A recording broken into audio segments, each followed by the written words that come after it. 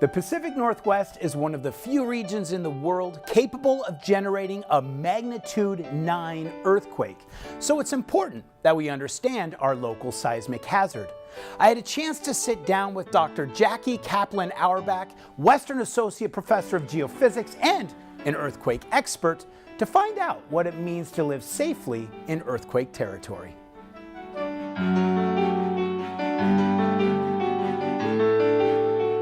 I am here with Associate Professor of Geology here at Western, Jackie Kaplan Auerbach.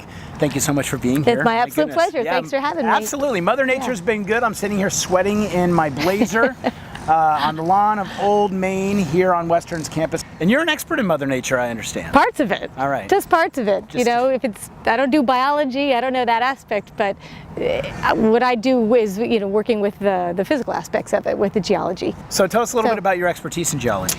So I do study mostly natural hazards. I'm a seismologist by training, so I study earthquakes.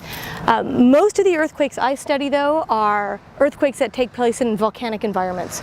So I'm kind of a hazards junkie, so I study earthquakes and volcanoes and also landslides, because they're earthquakes that take place in association with landslides and ice avalanches, and I study underwater volcanoes. I mean, it really is kind of this conglomeration of hazards that I study. And again, that's great here because we've got all that. We've got earthquakes, we've got volcanoes, and we've got undersea volcanoes, and we've got, sadly, terrible landslides. We have them all.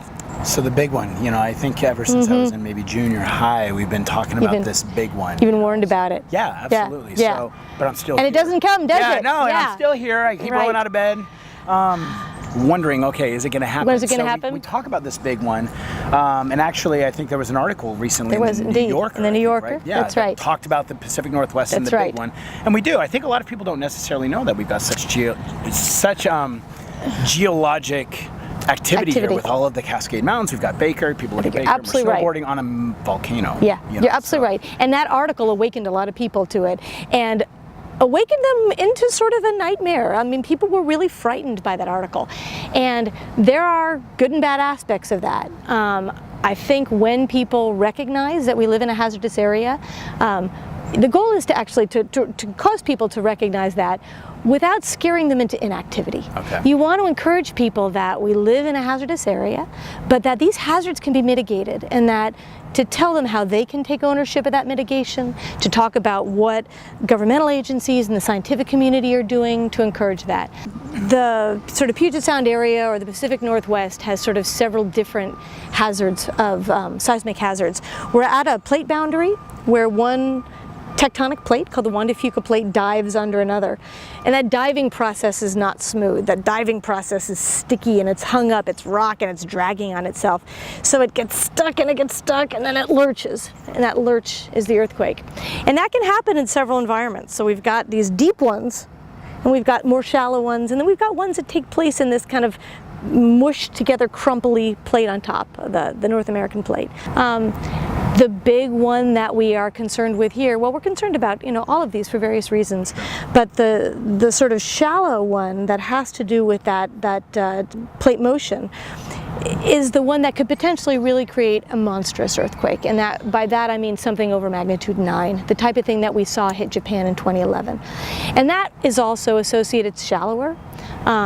It likely would be associated with a large tsunami, so there are secondary hazards with that we're concerned with. But from your question about, so we've been warned about this, when's it going to happen? I mean, I grew up in San Francisco, same thing, I've been waiting. 89 was good, we rocked a lot then. California's still attached. Floated out to sea yet, exactly. Right. We used to think that we would build up a certain amount of what we call strain, that's deformation, that's the plate trying to move and then gets to a point where it slips. And it turns out it doesn't happen like that. Sometimes we get these things every couple hundred years, sometimes it takes 800, 900. Sure. So when we average that and we say, looks like every 250 to 300 years we get one of these, well, it could be 900, or it could be on the shorter end. So I mentioned earlier that there may not be a better place on Earth to study geology than Bellingham. So tell us a little bit about the work that you're doing with our students who are getting this opportunity.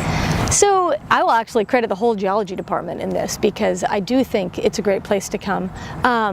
We have a lot of field-oriented classes. So we have some classes that are taught exclusively in the field. So there's something, for example, called structural geology, where you look at faults and folds and the mechanics of rocks. And we teach it in a traditional classroom sense, where students look at a lot of rocks and they do a ton of field trips. Sure. But ultimately, it's classroom plus field trip. And then we have a version that is all outside. We have a capstone class that's entirely taught in the field. In fact, students just came back from that a couple weeks ago, where they were in Montana and Idaho and mapping rocks and camping every night for 3 weeks. So we have extraordinary opportunity here, and a lot of our students not only engage in it in the classroom, but do research projects. We've had quite a few students wind up presenting at national conferences on the work that they do.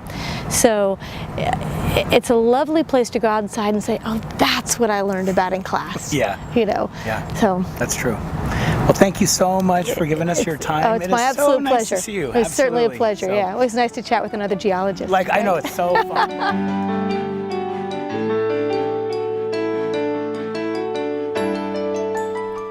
The work allows the spectator to have an experience that's unusual relative to decks and walkways. And it asks them to, the mind of the spectator says, do you think I can take this step across that gap? And the body says, no problem. And people feel like gathering here. And the dialogue that happens here at the same time, the view that they can look at, gets them away from the mundane, from the daily.